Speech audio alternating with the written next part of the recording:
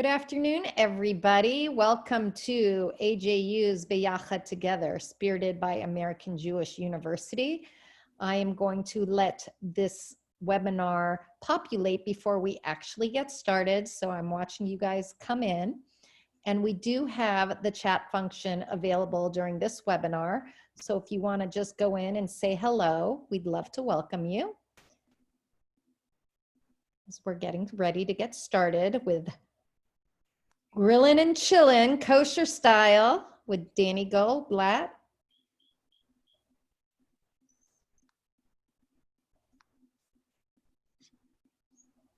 Good afternoon. My name is Deborah Engel-Collin, and I am the Relationship Manager for the Miller Introduction to Judaism program here at American Jewish University. And this afternoon, we are going to be grilling and chilling with Chef Danny Goldblatt. It is my absolute pleasure to be welcoming her this afternoon.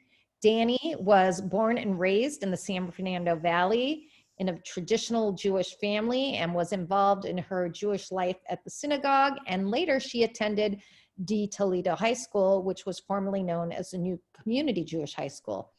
De Toledo helped shape and mold her and inspired her to become a Jewish educator and getting her undergraduate degrees and graduate degrees here at the American Jewish University. Currently, she teaches Jewish studies at De Toledo High School, her home away from home. And before I actually go into a little bit more about your passion, Danny, I want to go back to American Jewish University for a minute. We both actually have our master's degree from American Jewish University, which is a gem in the middle of Los Angeles that many people don't know about. Yeah. So at AJU, American Jewish University, we have a graduate program for education, for early childhood educators, and we have the Wizen Institute, which does continuing education. We have the Ziegler School for Rabbinics, which gives rabbinic ordination. And we have the Moss Center for Jewish Journeys, which houses our Miller program for introduction to Judaism. And we also, that's at our Familiar campus in Bel Air. And we also have our Brandeis Bardeen campus, which has Camp Alonim and Brandeis Bardeen in Simi Valley.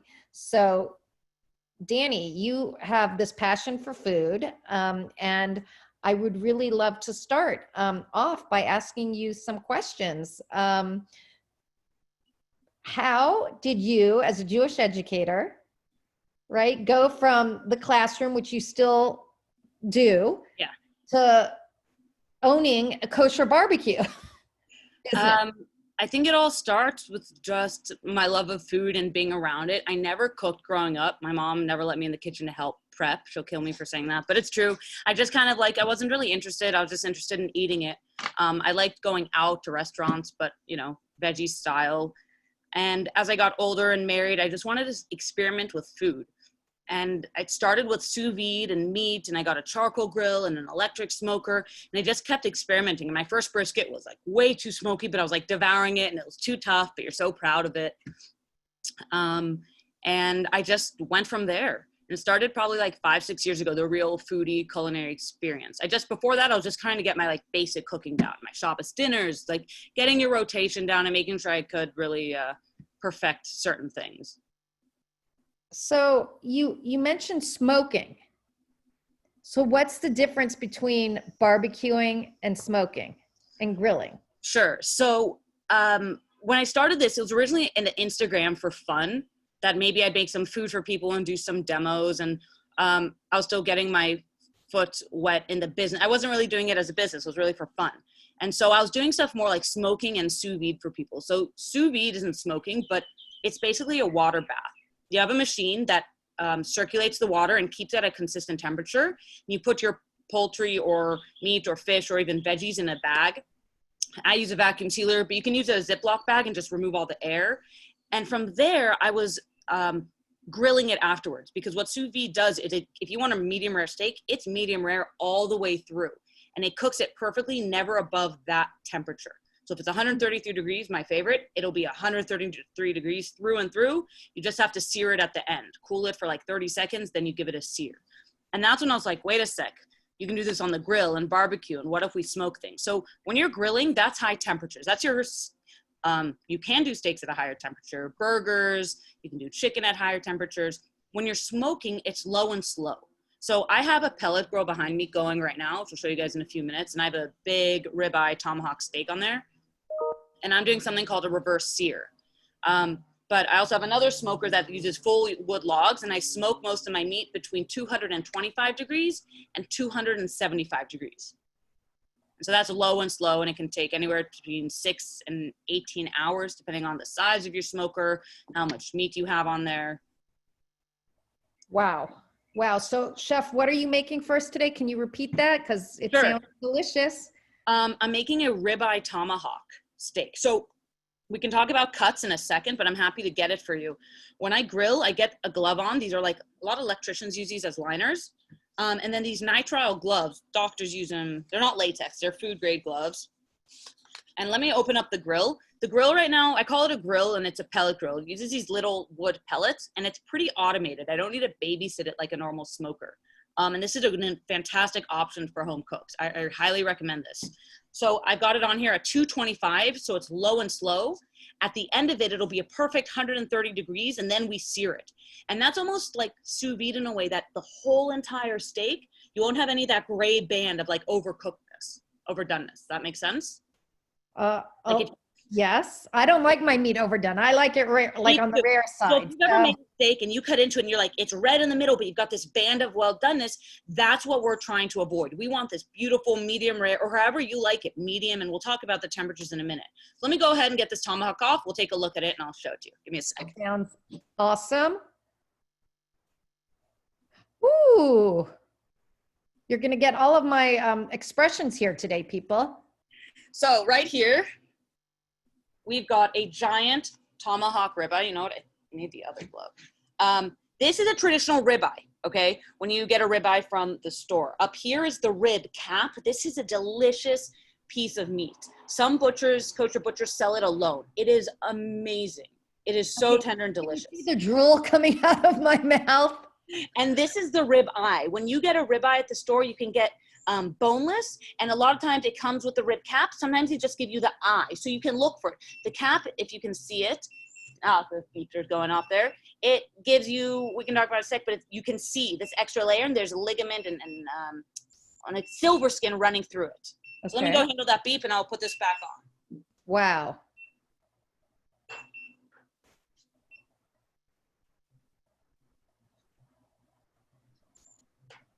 All I know is that I'm just getting hungrier and hungrier as the seconds are going on. Yes, Mark, it does look delicious. I agree with you. And welcome to Bonnie from Bend. This is amazing. What I did there, it was beeping because I left the thermometer that's for the meat in there. I have an alarm to go off that when it's at the right temperature, it'll start beeping. I also highly recommend an instant read thermometer. You can find these online for $20. This brand, these are actually $100. They're called ThermoWorks. I know my former business partner bought it for me, but they are waterproof. And when you're barbecuing, you're gonna go through a lot of cheap ones and they're gonna break. So this literally, and they have an amazing warranty. So when I'm out at the grill, water, oil, it doesn't matter. They're really worth it because I've already broken a couple before I got this. So I really recommend when you're grilling, get an instant read thermometer. There's no shame in knowing where your meat's at. It's not a sign of weakness being like, yeah, I know my meat, and then you overcook it. Like, get that perfect burger, get that perfect steak. Don't try and do it without one. It's so helpful. So you just did this kind of, kind of thing. And so describe your experience as a Jewish woman in this space that, I've been, as people who've seen some of my cooking stuff, I've been obsessed with the cooking channel lately and Food Network. And so especially Food Network. And usually this is a space for men. Sure. And like when there's a woman, it's like, ooh, a woman's in the space. So not only you are a woman, but you're a Jewish woman with young children. So yeah. Right. and what someone might, I hate labels, but I'm also modern Orthodox. Like to give people, right. I really don't fit into one community. I love the Chabad No, community. we're all multiple identities. That's Definitely. that's what. So just from an identity kind of. Yeah, I am Shomer Shabbat. I keep a pretty high level of kashrut in my home, and when I'm out, I want to be able to have my community over and people hold to that, you know, a pretty high standard. So yeah, there aren't a lot of women in barbecue in general. There's a woman who's, I don't know, how old is she? She's at Snow's Barbecue, not kosher, in Texas. And she has been there. She's 80. She works the fire, and she is like stronger than most of these guys. And she's one of the owners and been there since the beginning. There are not a ton of women in this space. You're right. But I've kind of always been someone to break barriers. I've always been playing sports. I never was afraid to get my hands dirty or get hurt playing with the boys. I was an athlete. You know, it really shocked someone when I was running an international exchange program. This was so long ago with Tel Aviv, Lithuania, and LA, Right. and through the Jewish Federation.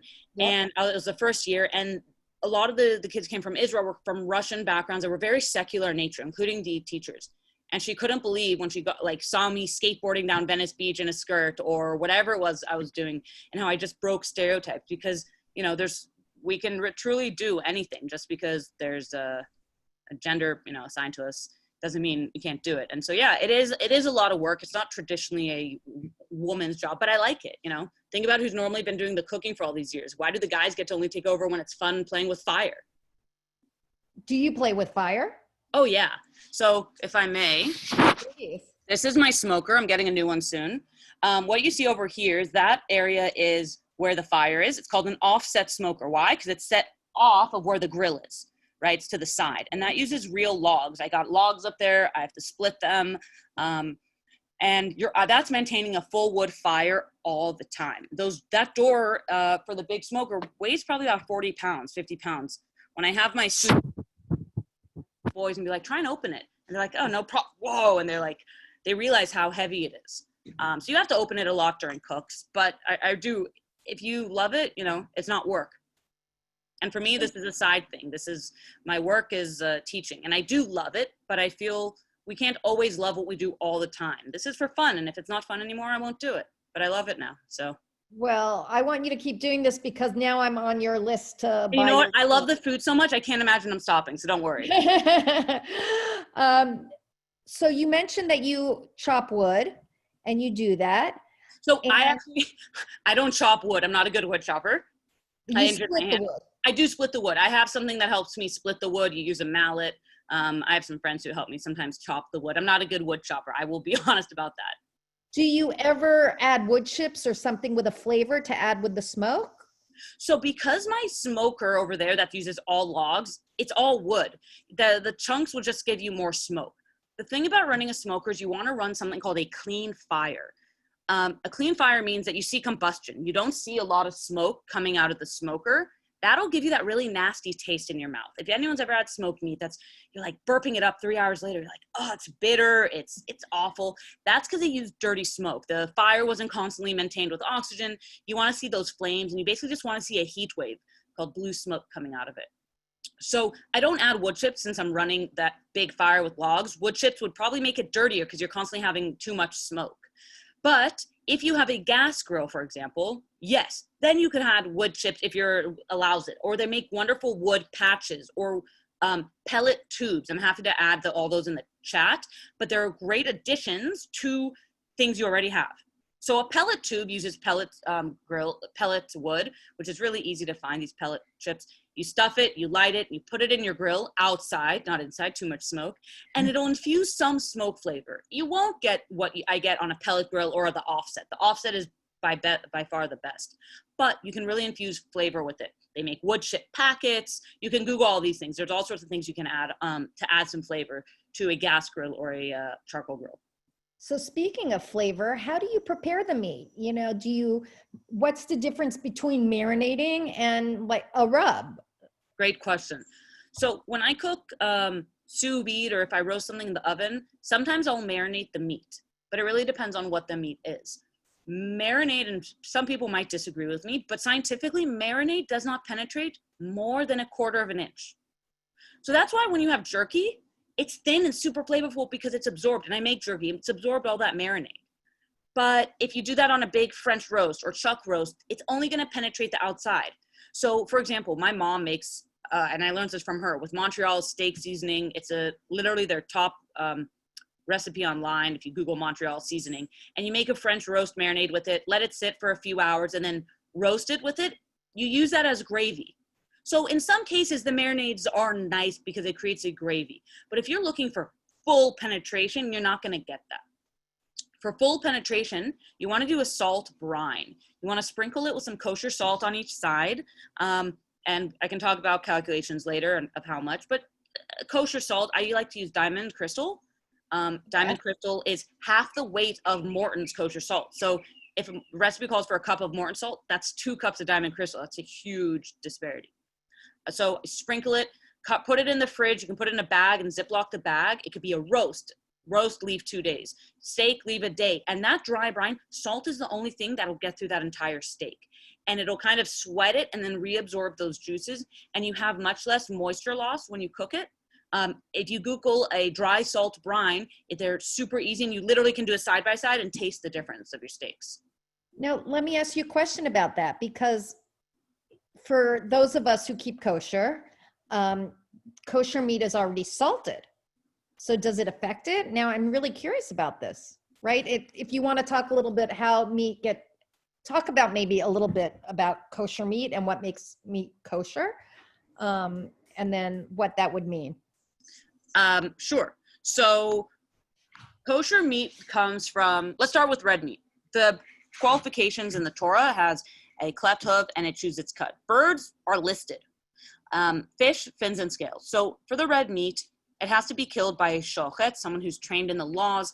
They use a knife that is extremely sharp, and the goal is for it to be painless. And I talk to a lot of my students are vegans or vegetarians, and I talk about the ethics of it.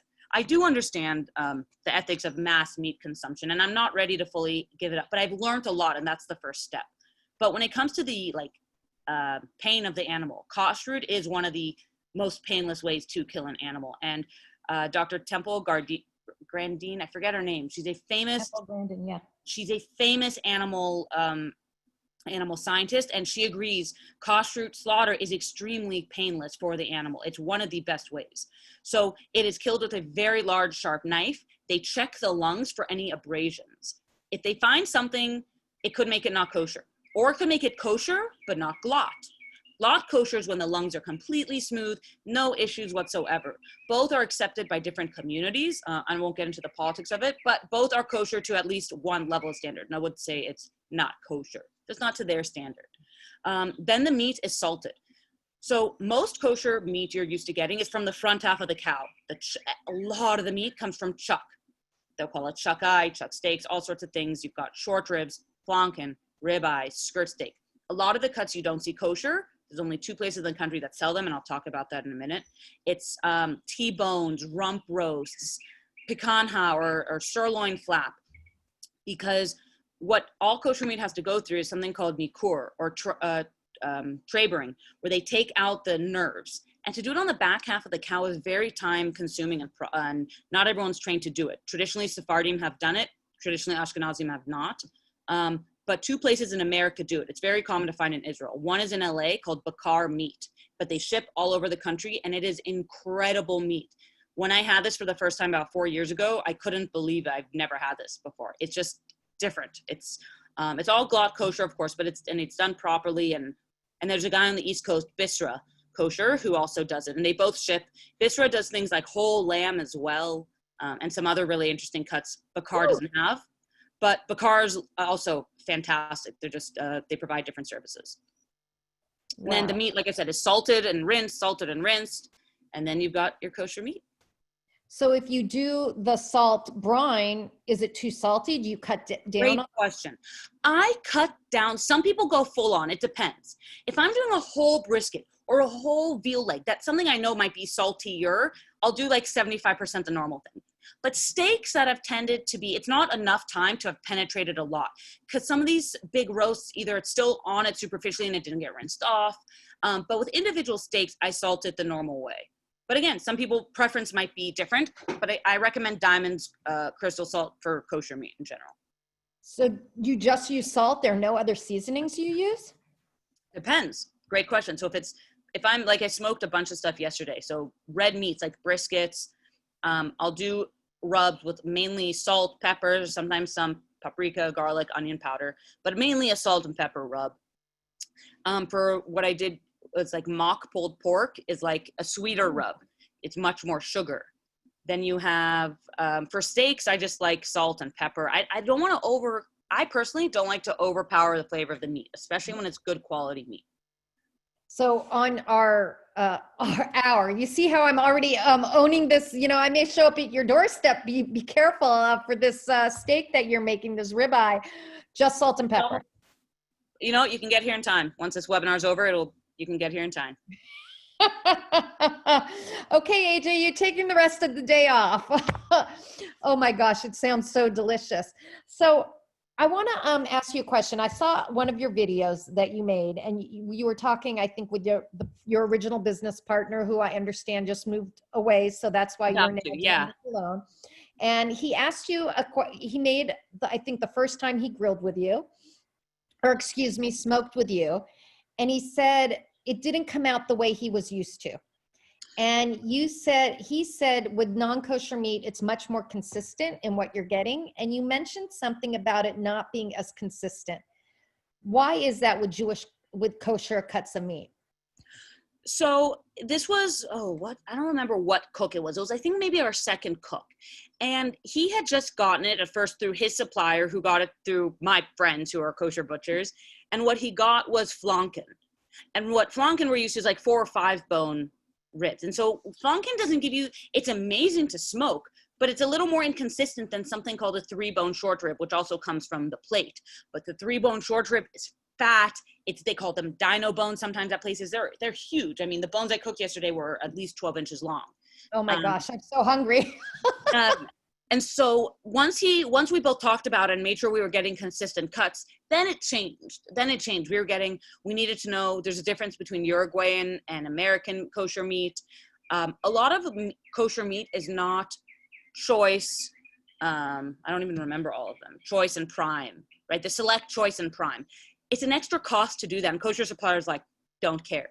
So you can go into the butcher and see a piece of meat that might be like, is that Wagyu? That looks like it should be $100 a pound, in the same display case as another steak that you're like, that has no fat marbling. Are those the same cuts? Because it can be really inconsistent if it's not graded.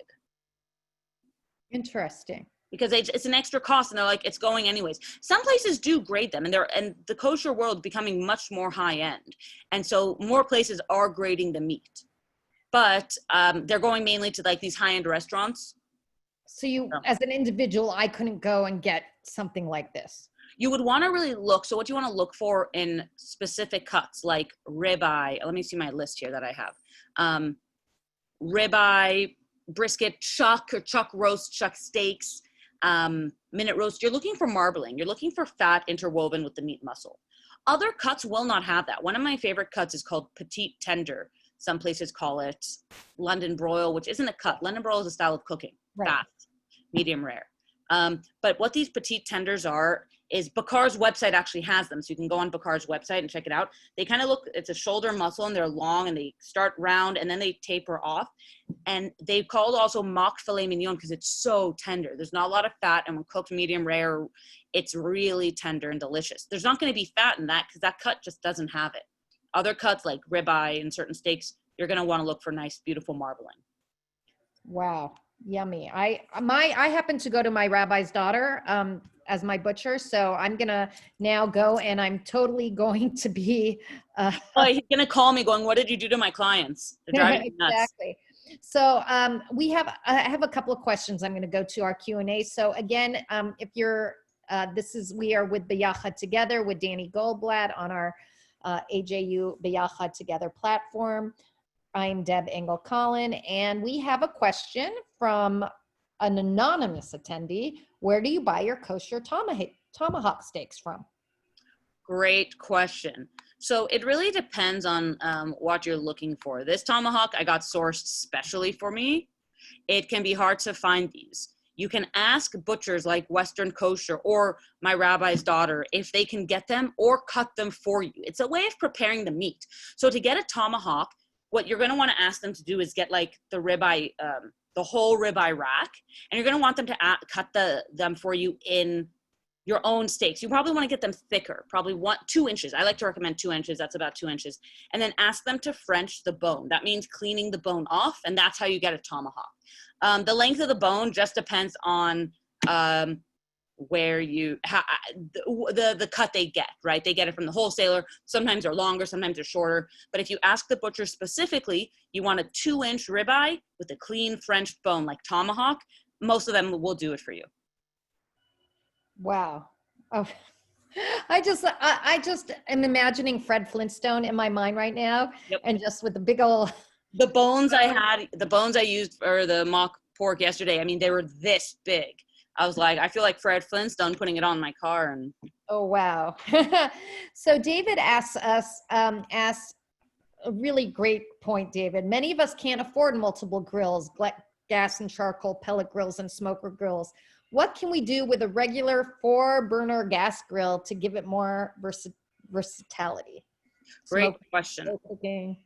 So that's where I recommend the chip packets. So there's a few things. Chip packets, which have combined, they're in a little like pouch already and you light it. You can make one with wood chips, with foil, poke some holes and put it over one of the burners. You do have to learn your grill. If you have a gas grill, you can learn how to turn on one burner and get it to a temperature. You can get a thermometer that measures the air temperature as well. You kind of just have to play around with it. And I recommend playing around with it empty so you don't ruin some food. The other choice is I would really recommend the smoke tubes where you get the pellets. You get the pellets, stuff this tube, and you can look, there's a lot of YouTube videos that show the difference. That's one really good way to just add some smoke flavor to your grill. But again, if it's fast and hot on a gas grill, the smoke tube won't do a lot. It needs to be slower. I think that's the key is, right? The slow. But you can do burgers even on 250 and it still infuse some smoke flavor. We're not talking, it doesn't need to be super slow. Wow. Gina asks, I'm sorry if I'm mispronouncing this. When you do the salt brine, do you rinse it off before you grill it? No. Great question. No, you leave it on. It's not like some people might do like a salt fish or it's different. This you leave on and you're sprinkling it. You do. So this is, if you're a math person, it's 0.06% of the weight.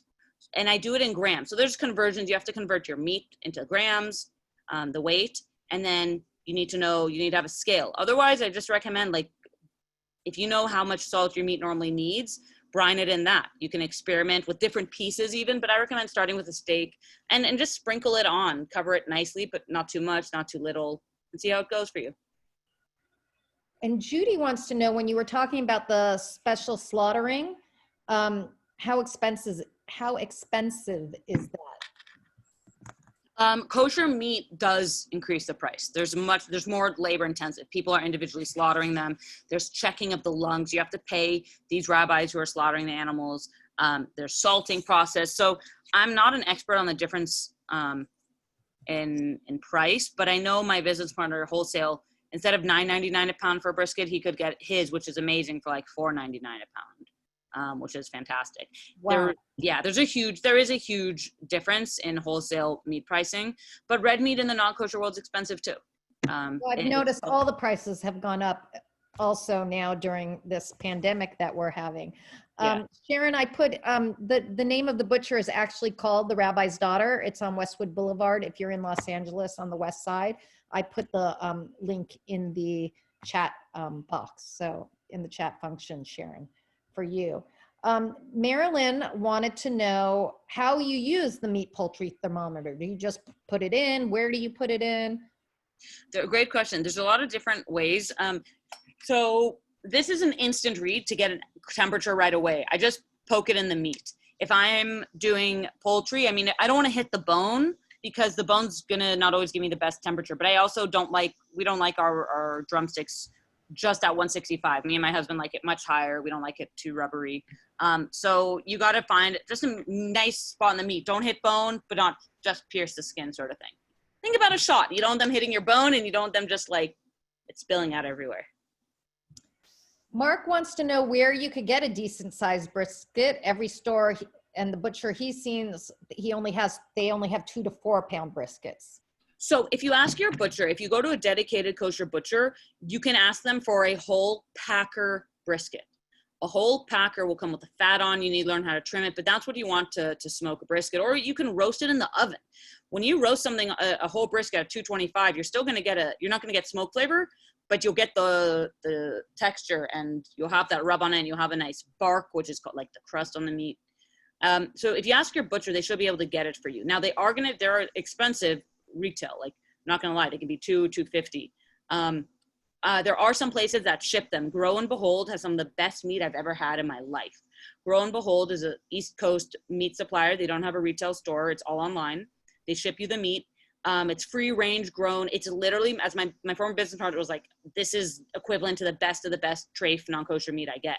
It is just beautiful, incredible meat. And that's called Grow and Behold. It's all glot kosher. They have incredible things on there. I can't recommend them enough. And that is the most expensive kosher meat in the country, probably. But you are getting what you pay for. Wow. I'm just happy that I live in Los Angeles and you're in the Los Angeles area, and I can just buy it from you and I don't have to do all this. And people who've been in some of my cooking classes know I love cooking and I love experimenting, but I don't have a backyard to do the smoking, and it's like another thing that I would take on. Right. Absolutely. So our another attendee asks, well, they first make a comment that the best pastrami they ever had was in Montreal. Montreal smoked meat. That's his style of yeah. I haven't had it. And Grow and Behold actually was selling some that they made. I got to experiment with that. Okay, so but they also asked a question: what's the difference between brine, dry rub, and can you make a deli style pastrami at home? Sorry, I have a really obnoxious bird that does this every day around this time.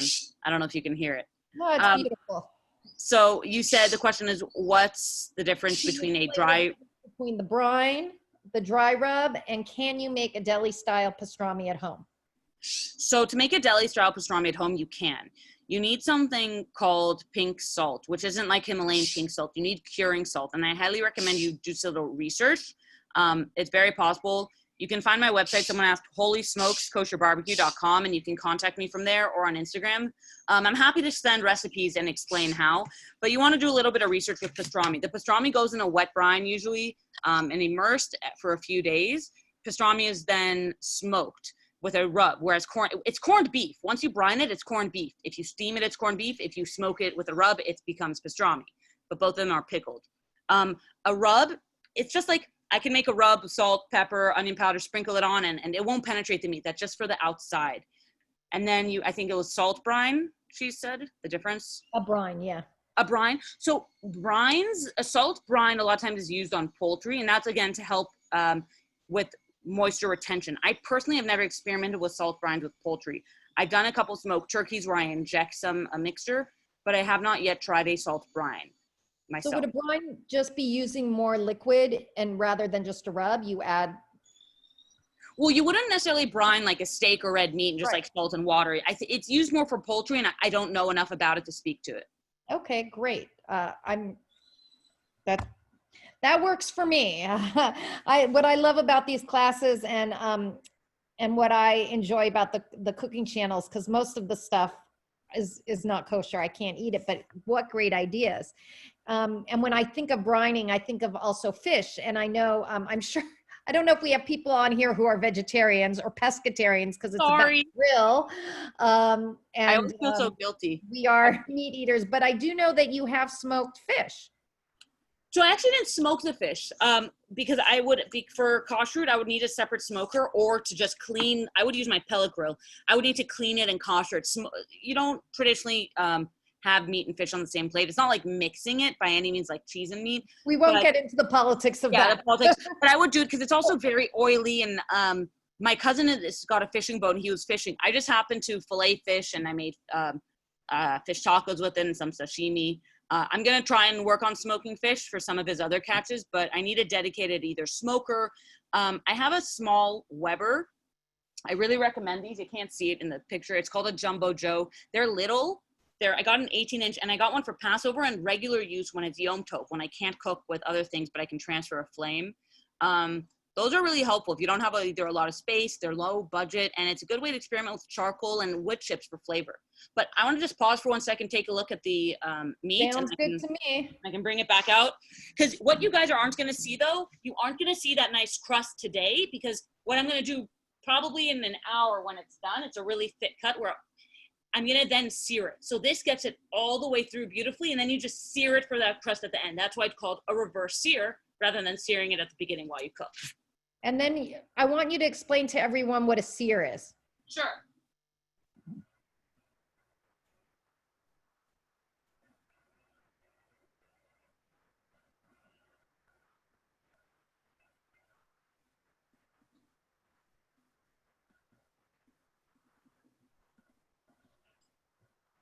All right.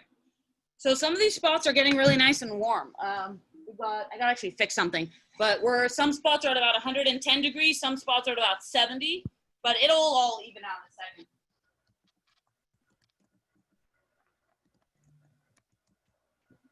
All right. That's better. Yeah, my steak's at about 100 degrees now, and we'll take it off when it hits about 130. Now, if you're taking steaks off or roasts off a grill on high heat, you want to take it off 10 degrees earlier than you would, because when you're using high heat, the meat and the retention is still going to continue to cook the meat. With reverse sear or sous vide, you never need to worry about that. So if I want a medium rare steak and I'm doing it hot, like when I'm traveling, I make sure to take it off a little earlier just to make it, let it rest. Same thing with roasts. If you pull a roast at 133, it's going to go up. You tent it, it's going to go up. So you always want to pull it about 5 to 8 degrees before you're right. And you want to let it rest. That's why they always say to let it rest, right? Yes. There's actually controversy in the meat world about resting meat if you make it's a thinner cut, but yes, you can let it rest for a few minutes. Roasts definitely need to rest. Those will go up in temperature. Some more questions came in. Sure. So, well, before I want to get to searing, because I know what a sear is, but I'm not sure what that everyone on our call, can you explain what a sear is and how you do it? So when you're searing something, you're doing it on high heat. That usually gives you that kind of what someone might call a crust. In barbecue, we call it a bark, which happens over 12 hours. That caramelization you want in your steak. It's really unappetizing to have like a gray steak, sous vide. Giving it that sear gives it that caramelization you want, gives it that beautiful look, and gives it a nice taste when you bite into it. It's not always necessary, but it is that extra step that takes it above and beyond. I could eat this steak once it's done, but that sear will take it to a whole new level. Because this pellet grill is all in one, what I'm going to do is I'm going to take it off the heat, crank up the heat, and open up this little gate where the flame will come, and I'm just going to sear it right on there. And me and my husband are going to have a really nice lunch before my kids get back home. Now, you could sear it inside on a cast iron grill. Cast iron, or you can use a cast iron pan, or you can use, I have other pans that you can use. I think stainless steel should work. When searing inside, be aware the smoke alarm will probably go off. I have a 5-year-old and a 3-year-old. They're finally used to my fan going on, but they still don't love it. And I put it on really high. I open windows, post sous vide. Sometimes I do it outside. In the past, my Tomahawks, because if the bone's too big, I'll do it outside. You can set up a charcoal chimney and a grate, and it's a real quick. You don't want to do it more than 30 seconds usury if it's done properly. I know my dog goes crazy when I am doing something on with smoke, because the doggy's ears are more sensitive than mine. It's sad. A couple more questions and then we'll end it. Sure. Someone asked for your recipe, so they should just email you from your website to contact you that way. Yeah, just so I don't take up so much of the time now. I'll put my email right now in the chat. Great. So look in the chat for that. And then someone asked when you poke the meat to check the temperature, does all the good juices run out? Great question. Right? Yeah. Hit and miss. I don't think so. When you're poking the meat, you're really not losing a lot. When it's a big roast, if you're doing, I mean, even skirt steak, I mean, I'm not going to poke jerky. I've tested my temperature with jerky. You really don't lose a lot. If you're stabbing it with a fork 50 times, then yeah, but I could do this 80 times. Like I could probably do this 40 times in the cook and it not affect it. I try and find going from the side or from similar spots, but it won't be too bad. And then someone asked about a meat tenderizer that said it penetrated the meat so a marinade would then work. Are those good? I have not. I believe Morton's is the one that has a meat tenderizer. I'm not sure if those meat tenderizers are meant as like a brine, almost for a pastrami, if you can cook directly with them. I don't know enough about them to speak to them.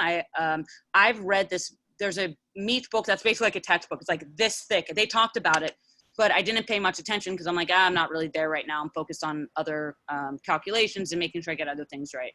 But look into it. Follow the instructions. Give it a try. Let me know how it goes. I know a lot. I just do brisket in the oven, and when I'm cooking roast or meat, I like to use a can of beer. Yeah. I find alcohol tenderizes meat really well. I'll put some knife marks, all the way down so Sure. it goes inside, and my family loves it, and the alcohol, burns out, and beer is a really great tenderizer. Yeah, I actually have a recipe that from a cookbook that uses beer as the marinade for this like small piece of petite tender, and I use the marinade because it's a very thin cut of meat. Yeah, delicious. It's so good. Oh, this is I'm having so much fun with this, and I'm so excited for July 4th, and when well, it's Shabbat this year, so I'm hoping I can buy some of your stuff that you're selling, that I can get to it. But I'm going to end with this question because I think it's really interesting, and I'm hoping you can shed some light on this. We have a question about if you could talk about some of the Jewish culinary history. Yeah, I see this question here. Right? So smoking. Let me just ask it for sure. the people who can't see it. That we used to smoke meat and fish in Eastern Europe to preserve it, and how did that transfer to here to the States, and then now, because it really tastes good, we do it rather than maybe preserving the meat. Yeah.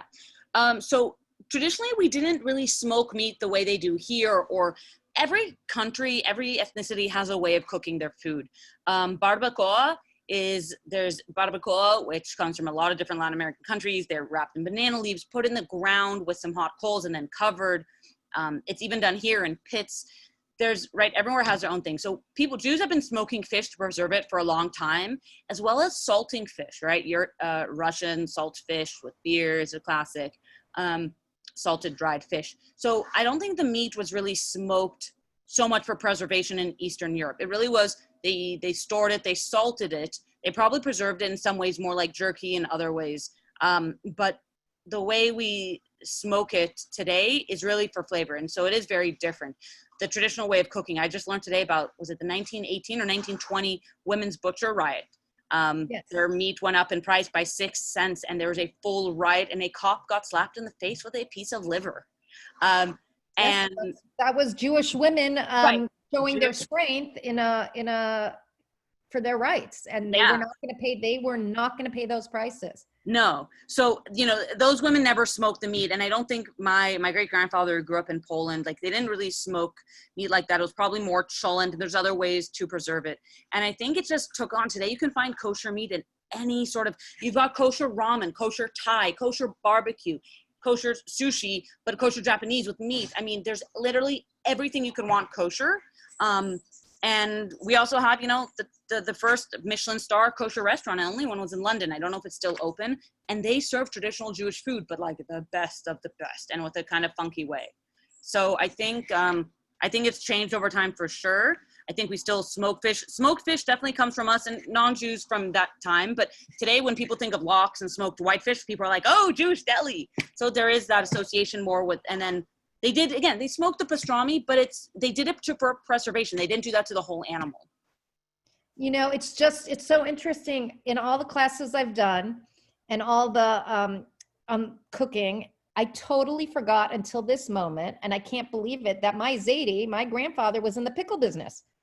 He had the Hungarian pickle company in New York when he came to this country in the 1920s. Wow. And he made pickles and tomatoes and herring. Oh, my favorite. All of And they those. loved it when he had yurtzeit because he would make it, and they let him bring it into the shul because Jaime was kosher and everyone knew it was good. And you know what? I think we're going to have to do a class on that. So That's a good idea next. I don't know how I could forget that because my Zadie That would was, be, I love pickles. I'm growing right? cucumbers right now to pickle. I ferment stuff. Oh, I love it. Well, maybe we'll do a little sharing here. So That'd be great. Danny, I cannot begin to thank you for this outstanding class and talk, and My pleasure. I feel connected to you in so many ways because we're both graduates of AJU and their ed programs. So yay us and yay AJU. I want to thank American Jewish University for giving us this opportunity and the Biachad platform. I want to bring everyone's attention to some upcoming classes that we actually have on this Biachad platform. For next week, we have some really, we have some fun sessions, and we have some very serious ones as well, because this platform is really to bring all sorts of thought and conversation. So on Monday, I'll be in conversation with comic Avi Lieberman, and we have some discussions about Israel. On Tuesday evening, the 7th, we are going to be continuing our Justice We Shall Pursue sessions, and Jeffrey Herbst, our president of AJU, will be in conversation with Professor Errol Southers, who was a former law enforcement official and works at USC. And so that will be interesting. And then we have some more conversations about anxiety, and this time with Gail Saltz. So I invite everyone to go to AJU EDU B'Yachad together to continue to join us here on this platform. I wish everyone a healthy and a safe and happy 4th of July. Thank you so much. I just want to say thank you so much for having me. This was really fun. I really was looking forward to this and prepping. Thank you again. You guys can find me on my website, Instagram, All Holy Smokes Kosher Barbecue. That's my handle, or holysmokeskosherbarbecue.com, holysmokeskosherbarbecue@gmail.com. Looking forward to hearing from you guys, and reach out. Thank you again, everybody. Stay safe, and we look forward to seeing you on our future classes. Bye-bye. Have fun grilling.